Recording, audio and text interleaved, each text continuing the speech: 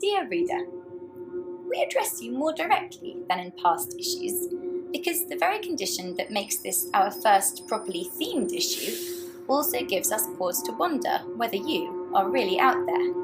You are, aren't you? A mere word and our fears will be allayed. As we started working towards our 5th issue, we made 2 important decisions about the trajectory of Don't Do It. The first is a secret, known only to us, and we will never tell it. The second was to contravene a previous decision not to have themed issues. If you've been watching our submission calls lately, you'll know we are now fully converted, born-again themists, and it seemed especially appropriate to begin with Electricity, the very metonym for our format.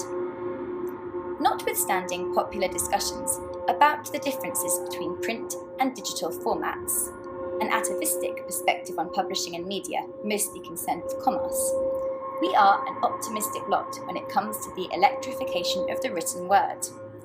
As readers and writers of electronic text, consumers and producers of digital media, we don't trade in fixed material substance.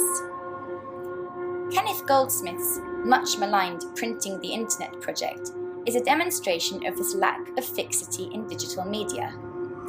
Once rendered as printed matter, or in some cases returned to its original format, especially considering Goldsmith's vast electronic archive at UbiWeb, all the stuff of the internet loses its dynamism.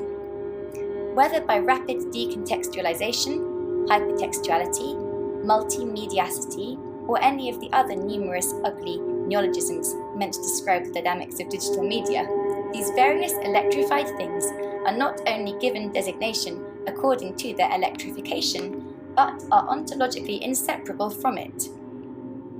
So far, we've only really been talking about electricity and writing. But what about electricity and the toothbrush, the toaster oven, the electric guitar, which some claim as point zero for postmodernity, the lanthorn, the boogaloo, and the myriad other things either enhanced or engendered by electrification? In a sense, discussing media lets us examine all these other things analogically.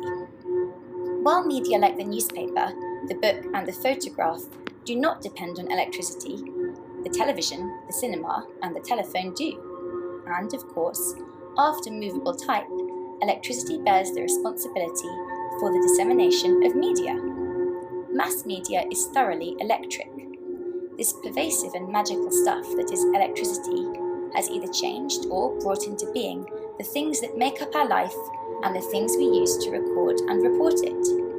It throws our lives, dreck and drama, into ever closer contact. It forms the subatomic barrier that prevents anything from ever actually touching. Electricity is the insubstantial substance that many of Victor Tausk's schizophrenic case studies imagined was controlling them. It reanimated Mary Shelley's monster and illuminated him over his own pandemonium. 100 years before the development of information theory, Samuel Morse believed intelligence could be transmitted via electric signals. The disciples of Franz Mesmer proselytized about the electric fluid that accounted for animal magnetism. The transmission of electric energy and the development of the electromagnetic telegraph were near simultaneous occurrences.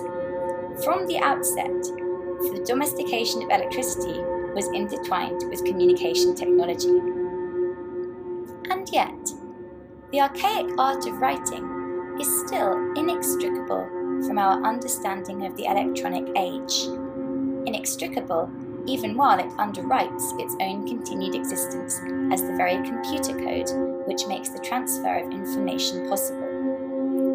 Writing, electricity, and digitization are all distinct things.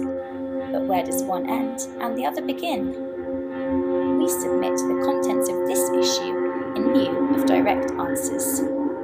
Darling reader, rest assured, our heads and hearts are as hopelessly contorted as your own. Yours now, and for as long as we're in business, the editor.